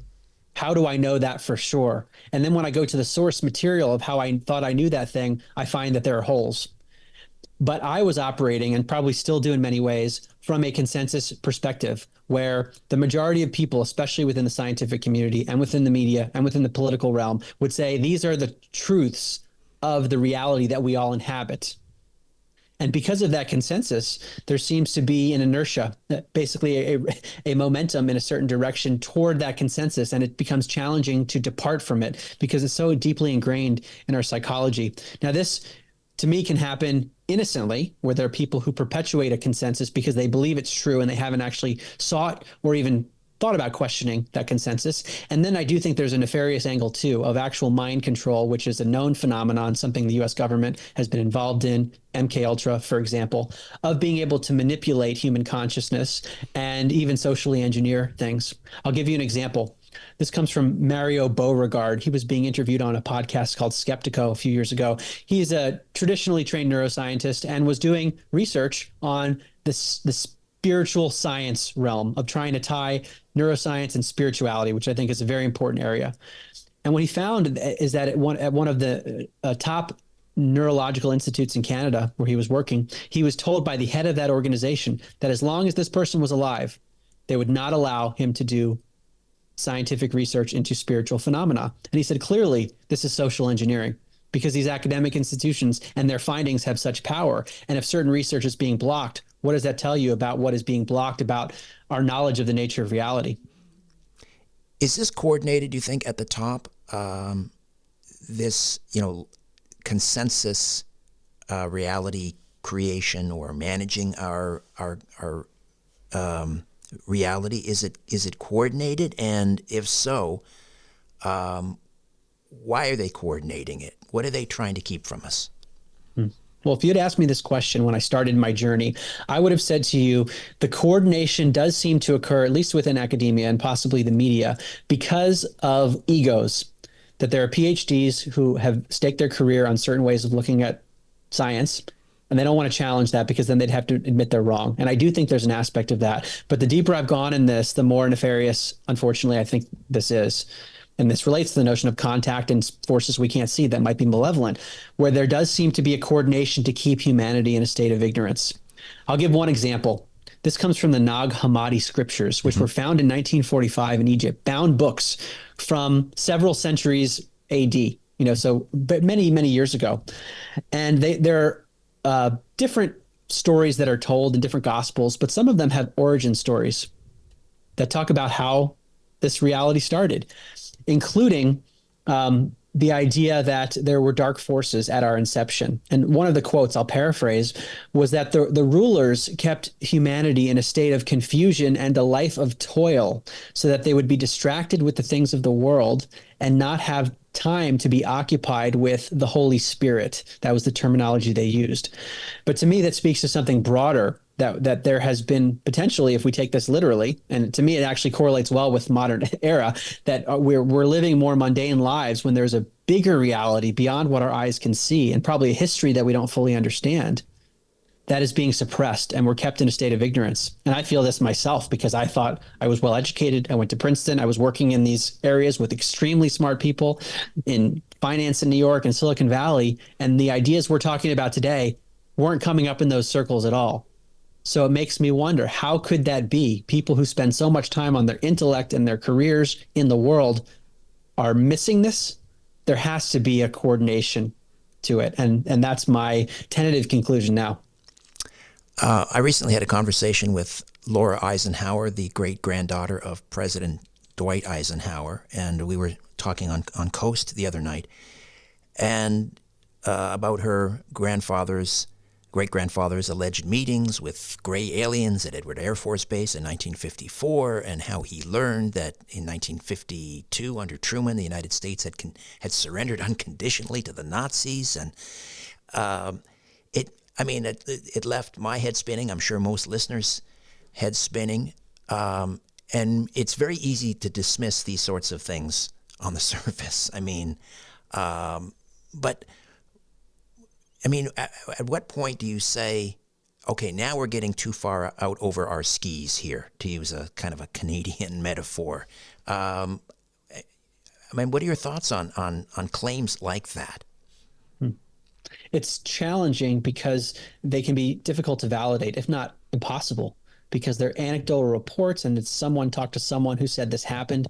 The way I describe it in the book and then to Upside Down Contact is the process is like a Venn diagram where each piece of evidence is a circle, and you get an overlap where different pieces of evidence converge from seemingly independent sources that point us in a direction of truth. And that's been my approach. So when I hear a piece of evidence, I like to hold it as a possibility, see what else comes up, but then also acknowledge the reality of disinformation, where there are people who might be part of the government or otherwise that will give false information in addition to true information in order to skew public perception in a direction that will ultimately reduce credibility and lead us toward falsehoods. So I keep that in mind as well. That's my general approach. Right. But when you have these seemingly fantastical, or some might even say ridiculous scenarios, but when you compare where you are now, let's say to I don't know, 10 years ago when you were playing for the Princeton tennis team and someone were to suggest that to you, I mean, you might laugh uproariously. Now you're on this journey. And if you sort of extrapolate, I guess, does it seem so ridiculous, so fantastical, these kinds of claims? No, it seems within the realm of possibility, but it also doesn't make it true. Right. I definitely don't laugh at these sorts of things. And I've heard so much from independent sources that of things that sound crazy, but they're too outlandish to have been reported by so many people and all be the same fabrication. There seems to be a reality to what sounds extraordinary, and often things to us sound extraordinary for two reasons, among probably many. One is that our perceptual organs only show us so much, and there could be things beyond what our eyes can see. I mean, we know just from basic science that our eyes only see certain wavelengths on the electromagnetic spectrum, and we can only hear certain things. So to the idea that there could be things beyond our immediate perception is not crazy. But then also, we know that governments have concealed things, and declassified documents come out over and over again. One example I often reference is remote viewing, the ability to perceive things with the mind that are far away in space and or time, i.e. psychic spying. The US government has declassified documents on this phenomenon. And they say explicitly, remote viewing is a real phenomenon. Implications are revolutionary. Very explicit. And yet, I would have thought in my younger days, well, that's a crazy thing. We would certainly have known about this if it were real that they were engaging in psychic spying. But over and over again, things become declassified that validate the reality of things that most people have no idea are occurring. Right. And then when it came to light, I think it was a Pentagon official on Larry King or something basically saying, no, we shut down that program because it didn't work. Right. And I would say there's a lot of evidence to dispute that. Mm-hmm. For example, Dr. Jessica Utz, who in 2016 was the president of the American Statistical Association. So as credible as you can be in the field of statistics, she looked at the data not just for the psychic spying program, but other phenomena of ESP, psychic abilities. And her direct quote was, using the standards applied to any other area of science, it is concluded that psychic functioning has been well established. She wrote this in 1995 in response to the US government's program. I also interviewed Russell Targ for my podcast series. It's called Where is My Mind? Russell Targ was one of the leaders of the program in the 1970s when this program started. And talking to him and other people who were involved in government programs, it's interesting because to them, there's no doubt that it was real because they saw it and they used it. The question for them is, how could this be possible? What are the mechanisms and how can it be used? So there's often a disconnect between official government narratives and those who are directly involved. Right. And to me, I feel that it's very clear, especially based on a number of other peer-reviewed papers that talk about the reality of the phenomenon and research done at Princeton University, run by the former Dean of Engineering, Dr. Robert John, looking at remote viewing. There's a lot of evidence suggesting it's real. Right. What's the quote from Russell Targ? There's more evidence that psychic ability is real than there is that bare aspirin cures headaches, I think was what he said. Consciousness, speaking of remote viewing, talk to me about why consciousness and understanding what consciousness is so central, not only to understanding, who we are, what we are, where we came from, but also to understanding the whole contact issue. Well, to me, consciousness is fundamental to the nature of reality itself, and therefore any discipline about the world we're in must relate to consciousness. To use an analogy from Dr. Bernardo Kastrup, who espouses the view that I've talked about in my books, all of reality could be likened to a stream of water, an infinite stream, where water is analogous to consciousness. Each of us is like a whirlpool within that infinite stream, meaning we have a sense of being an individual, but we're fundamentally connected to something much broader. And we could take the analogy further and say that the body is helping us tap in to parts of the stream, and that's where our consciousness is coming from in the localized whirlpool. So we're the individual tapping into the stream. Well, if we apply this on some kind of multidimensional level, multidimensional whirlpools tapping into a multidimensional infinite stream of consciousness, what does that imply about contact? That we might be tapping into things that we don't see with our eyes that are part of this broader consciousness. And this, like I said before, the phenomenon of channeling speaks to this very well, that we might be tapping in through our brain and body system to ideas that wouldn't be possible under a more materialistic perspective, which says the brain creates consciousness, Consciousness is localized to the brain. Psychic phenomena are bogus. There's no survival of consciousness when you die because your brain creates consciousness. And when your brain turns off, it's lights out. Well, if those assumptions of materialism are not true, that consciousness can transcend the body even when the body dies, then who knows what's floating around out there in the ether, so to speak, that we could be tapping into. And this gets into not just channeling, but research on mediumship, which is communicating with the deceased. That research is being conducted at the Windbridge Research Center currently. They're running studies with 5 levels of blinding where the medium, the alleged medium, is talking to a deceased relative of a living person. But the medium is speaking with the researcher on the phone, not even speaking to the relative of the deceased person. So they control for all the things that the skeptic would say, well, there must have been something that the medium was cheating somehow. And over and over again, what they're finding in preliminary studies, the mediums are able to get information about the deceased person beyond what chance would predict. This has profound implications for the contact phenomenon in terms of how we're being communicated with. We'll take a quick time out. Mark Gober is my guest, and we're talking about his latest book, which is all about the abduction and alien contact arena, if you will. An end to upside-down contact, UFOs, aliens, and spirits. Back with more of our conversation right after these. Hi there. If you want to watch the rest of these episodes, please head over to my Rumble channel, Richard Syrett's Strange Planet. You can watch complete episodes there. New, complete, unedited episodes drop every Monday, Wednesday, and Friday. Again, the Rumble channel is Richard Syrett's Strange Planet. In the meantime, I want to thank you for supporting this YouTube channel all of these years. However, the problem is I never know when I'm going to run afoul of the censors at YouTube.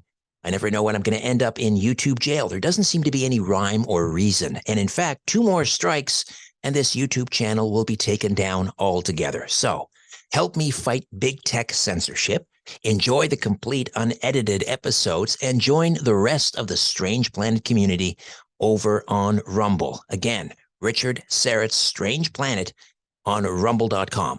See you over there.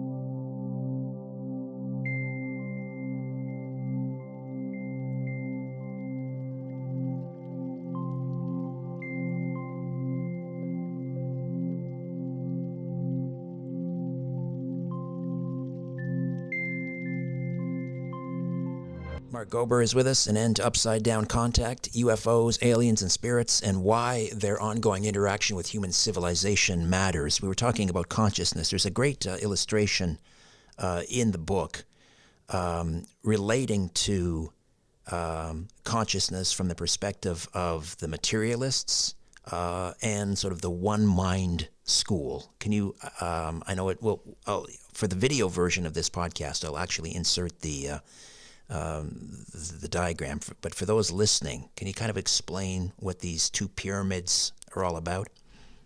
Yes, and this actually summarizes my initial paradigm shift that started in 2016. And the diagrams are adapted from the work of Dr. Dean Radin, who's drawn something similar.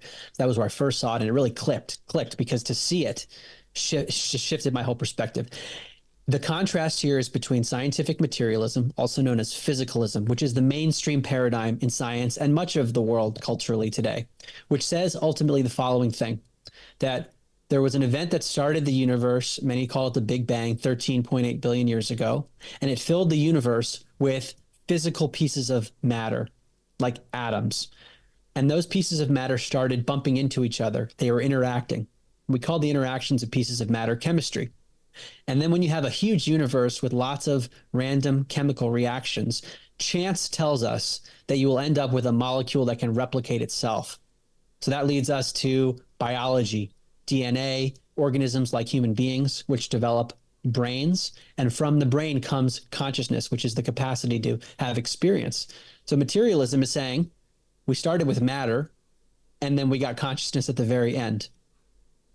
That is the paradigm. And there are many problems with that paradigm, which I talk about in all the books. And it's led me toward an alternative paradigm, which has become very popular. But by the way, this is ancient, and even quantum physicists have been talking about this, like Max Planck, Nobel Prize winner. In 1931, he said, I regard consciousness as fundamental. I regard matter as derivative from consciousness. This is a flip of what I just explained of matter at the base of the triangle in the diagram leading to consciousness at the top. Well, what if we kept matter and chemistry and biology and even neuroscience, but put consciousness at the base of the triangle rather than at the very end of the track? So that allows us to preserve physics and chemistry and all these other disciplines. It just recontextualizes where consciousness comes into play. It says consciousness, rather than being a byproduct of matter, is the substrate underlying all of reality. Erwin Schrödinger, another Nobel Prize winning physicist, he said, in truth, there is only one mind. And this ties back to what I said before, Dr. Bernardo Kastrup's analogy of this infinite stream of water. And that basically from that stream of water, i.e. consciousness, the apparently material world emerges.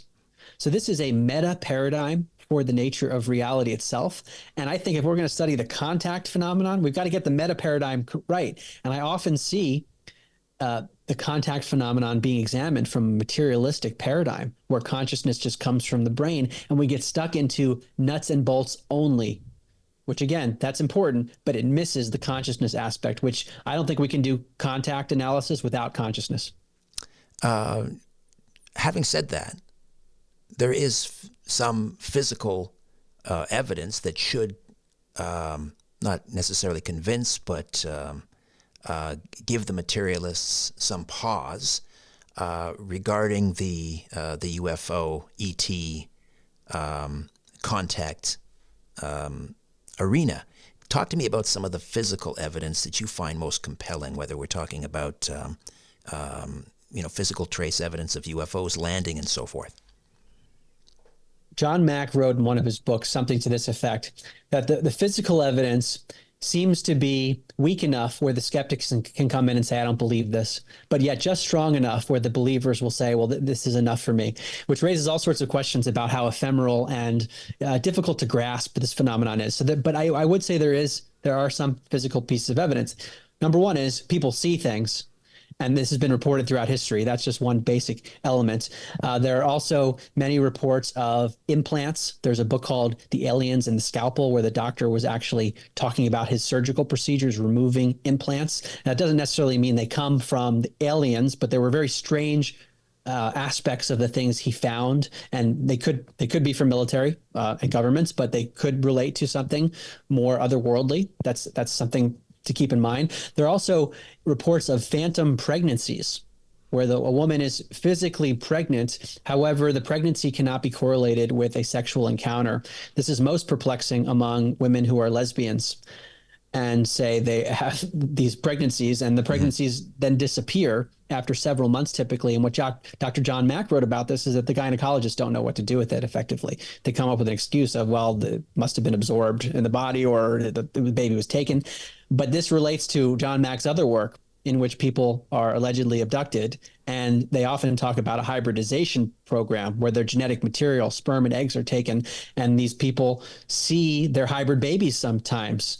So one might wonder if the phantom pregnancies relate to this phenomenon where the person doesn't have a memory of the insemination, which aligns with a lot of reports of contact in which there's missing time. There seems to be a gap in consciousness during a lot of this, that perhaps this phantom pregnancy phenomenon is physical evidence of contact because there's something's going on in their body and they don't know where it came from.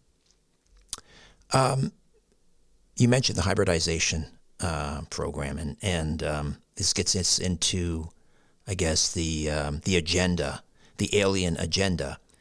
And as you say, it's not all necessarily benevolent and it's not all malevolent, but Dr. David Jacobs, for example, who is an avowed atheist, or at least he was the last time I heard, has now ascribed kind of a sinister motive to the hybridization program. It almost sounds religious when he talks about, raising an army to overthrow humanity. It almost sounds like we're talking about, demonic, some sort of a demonic infestation. What are your thoughts? I don't know if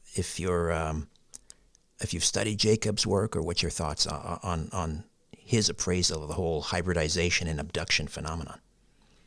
Yeah, this is something I do get to later in the book because it's perplexing to me of these accounts of abduction, which sound so bizarre, are coming up over and over again, studied by John Mack from Harvard and David Jacobs from Temple University. What is going on here? And how is this a benevolent phenomenon or not? Now, John Mack, he thought that perhaps the abduction program was part of an evolutionary insurance program to ensure that there would be continuation of genetics. If we destroyed ourselves, for example. There are also many cases, even though the abductions themselves were often traumatic, of people having spiritual awakenings, sort of like a near-death experience where a person might be in cardiac arrest but comes back and then is transformed very positively. So the abduction accounts could, from that lens, be viewed as something evolutionary from a spiritual lens. David Jacobs takes a much more sinister look at this, and this is based on people he spoke to and worked with under hypnosis, like John Mack did too. And they were reporting to him what their abduction experiences were like. And what Jacobs was finding, and interestingly, John Mack died before some of Jacobs's later work. Mm-hmm. So Jacobs's work, Walking Among Us, was published within the last 10 years or so, I want to say. I don't remember the exact publication date, but John Mack died years before that. And Jacobs was seeing that the abductees were talking about basically an infiltration, that the hybrid beings would be indistinguishable from regular humans, except they had extraordinary abilities such as telepathy and other things, and an ability to manipulate humans so that they could basically take over humanity from within. Which sounds insane, I know, but he talks about report after report of this. And what I wonder, I think this is the way I look at the contact phenomenon in general, is that I don't know if there's a singular unified agenda, because there are so many different species potentially, and also variation within a species. We see this within humanity. The most saintly of people, then mass murderers, serial killers. There's a spectrum. So it's hard to generalize. I think that all of it could be true to some degree, that there are benevolent agendas and more negative ones. Have you drawn any conclusions, or at least are you leaning one way or the other in terms of who or what these beings are? Are they extraterrestrial, interdimensional? Are they flesh and bone? Are they spirit? Are they angelic? This term "they" with a capital T gets thrown around a lot. And it's, to me, it's just such diversity. It's hard to know. In each situation, it might be a little bit different. I've even heard people talk about time travelers from the future, which would have sounded crazy to me a while ago, but who knows with this, how this works. And ultra terrestrial beings that are here or underground or underwater. I've heard people talk about all this stuff. And I think it's probably some combination, all of the above. I will say, as I've looked deeper and deeper, I'm much more aware of the dark side of this and the potential for trickster beings masquerading as benevolent, but are really just false light entities that we have to be aware of. John Mack even talked about this ability of shape shifting. He said that the alien beings appear to be consummate shapeshifters. They have an ability to manipulate reality in a way that they can appear one way to us that might make us seem more welcoming of them, because they know our mind or our consciousness, but in reality, they're masquerading as something else. And the Hindu tradition, they talk about the Nagas, the serpent beings that were shape-shifting, that could be humans as well. So this appears everywhere in the lore. And I think while there seem to be angelic, benevolent beings, we have to be wary of the false light too. I think even Jacques Vallée has sort of come around to that same sort of conclusion. One of his books, I think the word deception is in the title there somewhere, where he talks about, in terms of their agenda, there is an element of deception there. That's how I feel too. And it is both deceptive and confusing. Maybe that's part of the deception, is there's so many messages we get from different contactees where the Venn diagram is overlapping. The circles are overlapping somewhat, but then there are these disparate pieces of information that are hard to know. Can we validate them? And they seem contradictory. So we're left in this position of not really understanding what's going on, and then trying to draw conclusions and then live our lives and even think about just the nature of reality on this basis, when there could be beings who have a level of intelligence that we can't comprehend, that are pulling the strings in such a way that we're supposed to be confused. What does DMT have to do with the alleged alien abductions? First of all, explain what DMT is. DMT stands for dimethyltryptamine, and it's believed to be produced endogenously in the body, but it can also be taken externally. So ayahuasca, the popular psychedelic that's done in the Amazon, but now done all over the place, is believed to work with this substance, but it also works with other chemicals to keep the DMT active in the body. Ultimately, it's a psychedelic compound where people are seeing otherworldly sorts of things. Rick Strassman from the University of New Mexico ran studies on DMT. He wrote a book called DMT, the Spirit Molecule, which I had heard about when I was researching consciousness. But when I was looking at this contact phenomenon more deeply, I noticed something I didn't notice before, which was that Strassman's work on DMT, he was injecting it intravenously. So people had an artificially high amount. They had a high for maybe 15 minutes or so and then came back, but it was extreme. They were encountering entities. Not only that, they were encountering entities in the same way that abductees were describing those entities. Effectively, abduction-like encounters under the influence of DMT, whereas John Mack's work was done ostensibly on people who were just ordinary people, not in a study on DMT, but they had similar experiences. So John Mack actually endorsed Rick Strassman's book. And Strassman said, I'm not familiar with the alien abduction phenomenon, but maybe I'm going to have to get familiar with it, to paraphrase, because people are coming back over and over again with these reports. And many of the people were not claiming to have had knowledge about abductions themselves. So there seems to be maybe another dimension of reality in which the abductions occur that can be induced through DMT, perhaps. Right. DMT, if I'm not mistaken, is also released in a dying patient and by the brain as the patient is dying, which is, again, I suppose, led the materialists to suggest that this is responsible for near-death experiences, and alien visitations, and so forth. Doesn't the spirit molecule DMT sort of play into the hands of the materialists? It has been used by the materialists, certainly. So Sam Harris, for example, a famous atheist and neuroscientist himself, he's talked about that. Dr. Eben Alexander was a famous case of a near-death experience. Former Harvard neurosurgeon, changed his whole perspective when he had this out of otherworldly experience. Now, the way I look at DMT is that it could be a gateway as consciousness is shifting, but to me, it cannot fully explain the near-death experience states, and perhaps abductions too. It's harder to know in that area, but the near-death experiences, there are instances in which a person has little or no brain functioning. The person is clinically dead, and yet their consciousness is hovering over their body, sometimes even outside the room that their body's in, and they come back and they report accurately what occurred from that vantage point. And they tell this to the doctor, they tell it to family members, and they say, well, that's true, but this is impossible because we know what your brain was doing, and we know what your brain was doing at that time. There's no way you could have had a lucid memory, let alone an accurate one, outside your body.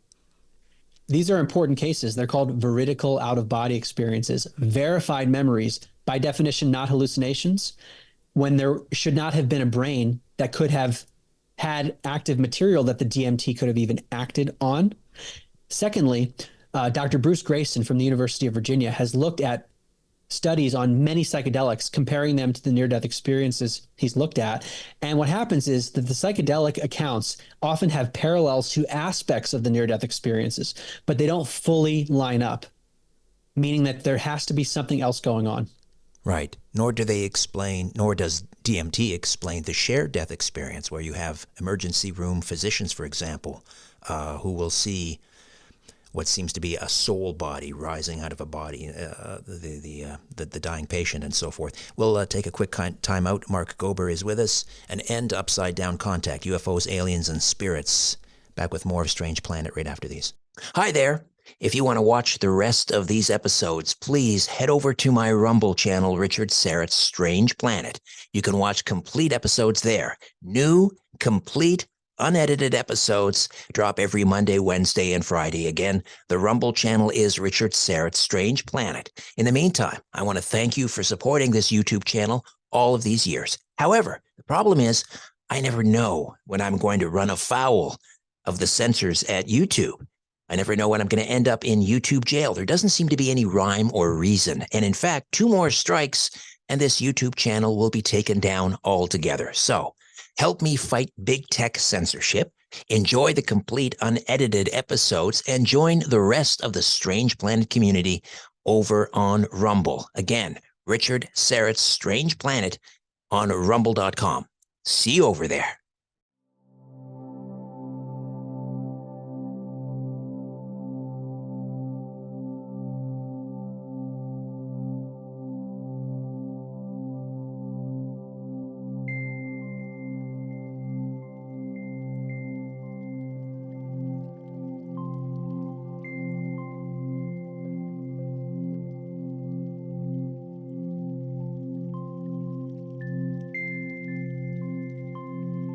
Mark Gober is with us, an End Upside Down contact, UFOs, aliens, and spirits. He's also a board member with the Institute of Noetic Sciences since 2019.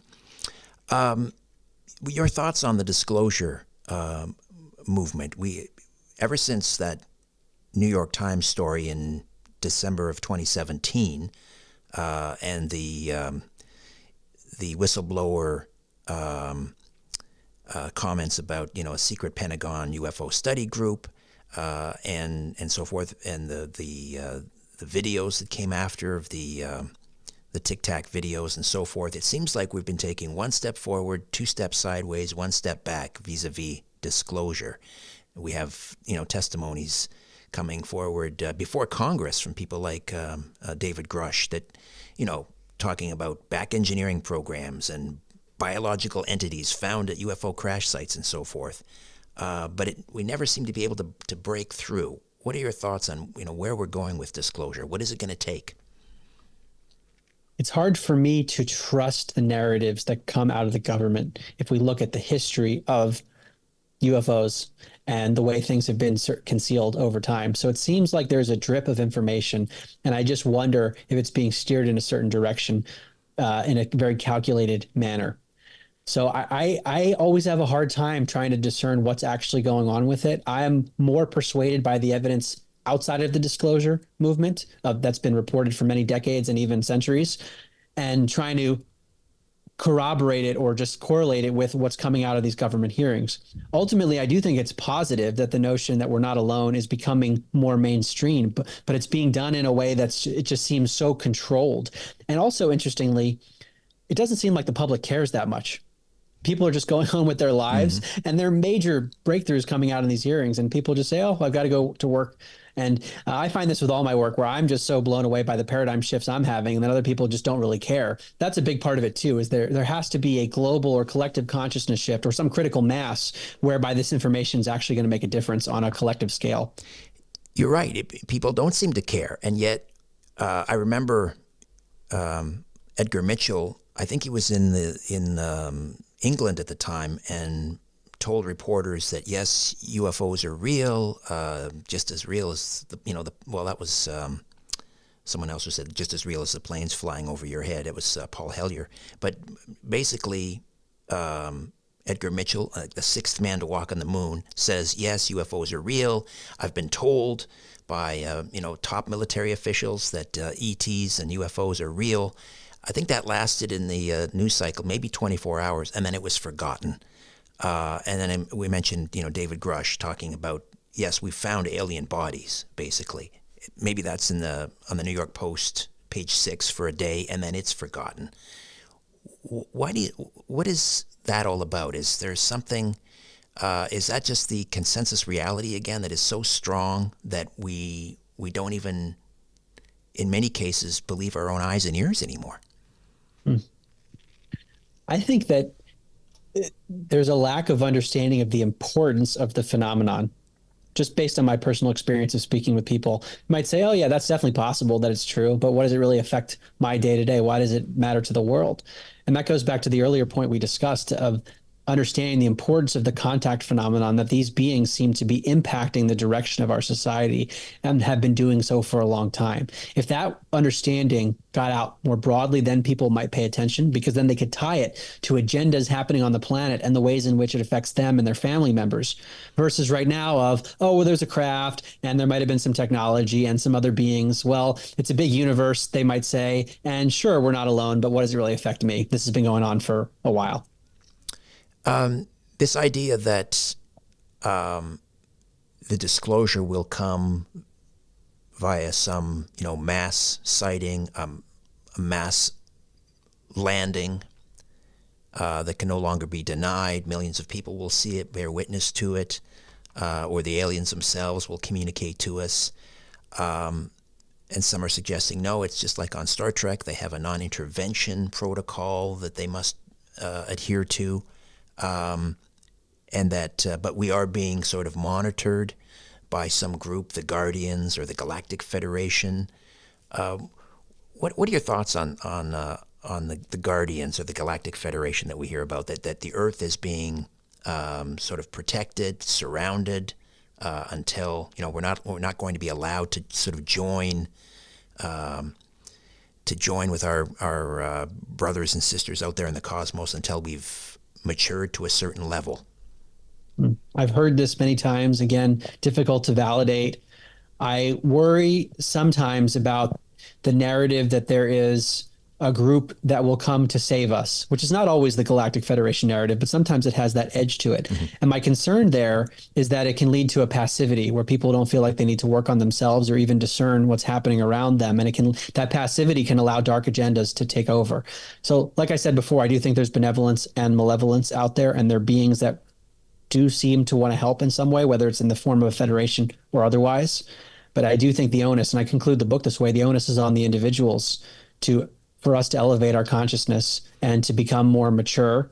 And that's what it's going to take for us to have a better civilization. Now, whether it means that we're going to have more contact as we evolve, which is what you're alluding to, that basically once we mature, we're going to be exposed to these beings more often, I just don't know for sure.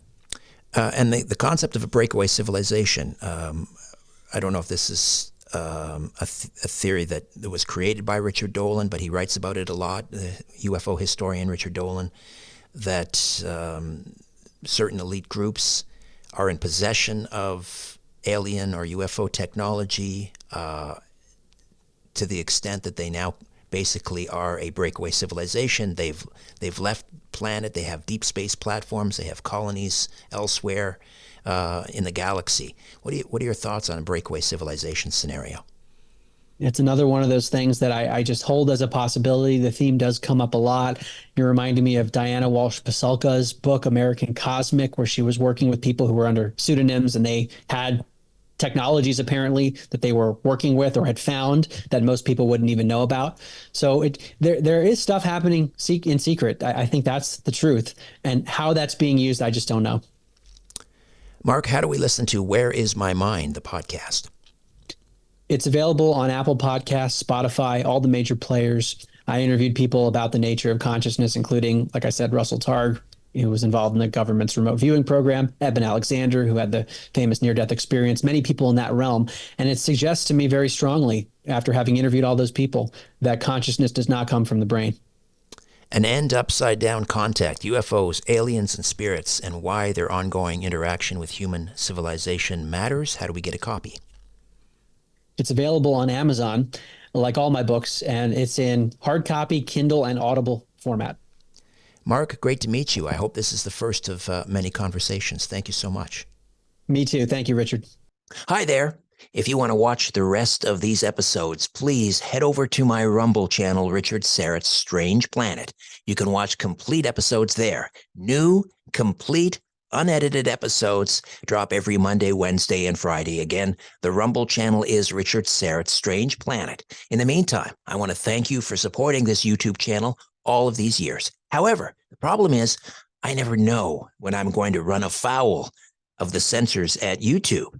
I never know when I'm going to end up in YouTube jail. There doesn't seem to be any rhyme or reason. And in fact, 2 more strikes and this YouTube channel will be taken down altogether. So help me fight big tech censorship, enjoy the complete unedited episodes, and join the rest of the Strange Planet community over on Rumble. Again, Richard Syrett's Strange Planet on rumble.com.